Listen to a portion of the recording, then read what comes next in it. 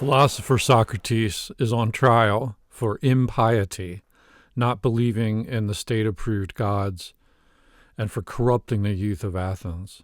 He is a man persecuted for what he believes in and what he says. One of his friends, Plato, left a written account of the trial. I'd like to do a deep dive into this text and read along key passages with you. Plato doesn't give us the full trial transcript. Instead, we cut into the trial scene after Socrates' accusers have completed their speeches. This is how Socrates begins his self-defense. How you, O Athenians, have been affected by my accusers, I cannot tell, but I know that they almost made me forget who I was, so persuasively did they speak, and yet they have hardly uttered a word of truth. A couple of themes announce themselves here. Number one, words have impact. Rhetoric, the skillful application of words to an audience, can be very, very persuasive. Number two, rhetoric does not always square with the truth, whatever that is. Let's go back to Socrates. He's had it up to here with the misrepresentations. But of the many falsehoods told by them, there was one which quite amazed me, and I mean when they said that you should be upon your guard and not allow yourselves to be deceived by the force of my eloquence. To say this, when they were certain to be detected as soon as I opened my lips and proved myself to be anything but a great speaker, did indeed appear to me most shameless, unless by the force of eloquence they mean the force of truth. For if such is their meaning, I admit that I am eloquent, but in how different a way from theirs. Notice Socrates' opposition of eloquence to the force of truth. Apparently, rhetoric has this amazing ability to dress up, to cover the truth sometimes. Socrates, though, is being falsely modest, isn't he? Is he not using rhetoric himself to understate his own eloquence? He needs to establish an opposition to mark a space of difference between himself and his accusers. And the differentiator will be his loyalty to the truth. That's where he stands. Socrates boasts that he has the whole truth on his side. Moreover, that he can improvise his way through the speech. Note the continued association of rhetoric here in the guise of oration to ornamentation, costuming, dressing up, pretending, words and phrases as ornaments. Back to Socrates.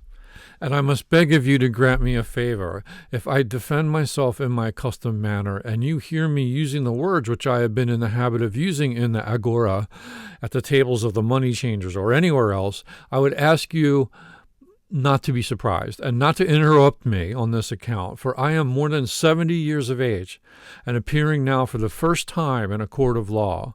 I am quite a stranger to the language of the place, and therefore I would have you regard me as if I were really a stranger, whom you would excuse if he spoke in his native tongue, and after the fashion of his country.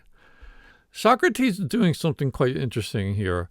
He's marking his rhetorical territory, telling his audience up front that he will refuse to participate in the discourse of legal argument and set oration pieces, that he will stay true to his instincts, that he will not let context sway his own rhetorical style, which is sort of improvisational.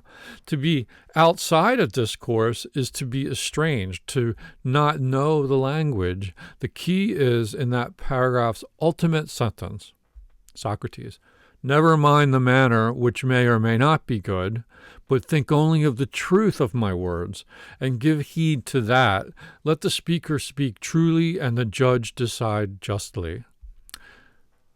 Socrates wants us to sever the manner of expression from its matter, the style from its significance, the assumption being that truth can be independent from discourse. This is a huge assumption. It may be true, but it's not something that need be accepted on its face. Maybe he has a point. Consider, for example, the discourse of advertising in our day and age. Millions and millions of dollars go into producing finely tuned messages, artfully presented. They persuade, they move the masses, they generate sales. But are they true? In many instances, not even close. Another subtle theme mentioned in Socrates' first sentence is this idea of forgetting the self, when ornamental rhetoric distances you from the truth. You lose a grip on your identity, your true self. By sticking to his own manner of speaking, by refusing to participate in the rhetorical game of trial speeches, Socrates is, in a sense, clinging to his own self, and there is an ethics of communication being sought for. One must find words that square with the truth and with the truth of one's nature. Plato's Apology is a well-constructed argument, despite Socrates' claim to be improvising his way through as truth naturally moves him. Paragraph 2 indicates the care with which he will lay out his case. Tell them what you're going to say, Socrates. And first, I have to reply to the older charges and to my first accusers, and then I will go on to the later ones. The accusation that Socrates is a threat to Athens is, in his accounting, nothing new. It's as if Socrates is saying, I'm not really bothered by these false accusations. I have heard them so many times before. Those who speculate, search, philosophize about causes and effects and the nature of things can be construed as atheists. Don't ask too many questions. Don't rock the boat. If you do, Athens will tear you down and rip you up. Socrates. And they are many, and their charges against me are of ancient date, and they were made by them in the days when you were more impressible than you are now, in childhood, or it may have been in youth. And the cause, when heard, went by default, for there was none to answer. And hardest of all, I do not know and cannot tell the names of my accusers, unless in the chance case of a comic poet. The comic poet being referred to is undoubtedly Aristophanes. His play, The Clouds, 423 BCE, contains the earliest extant reference to Socrates. The Stanford Encyclopedia of Philosophy summarizes the role Socrates plays in The Clouds.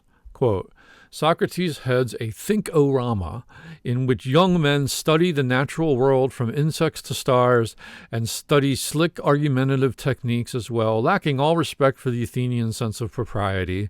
Socrates makes fun of the traditional gods of Athens and gives naturalistic explanations of phenomena Athenians viewed as divinely directed. Worst of all, he teaches dishonest techniques for avoiding repayment of debt and encourages young men to beat their parents into submission.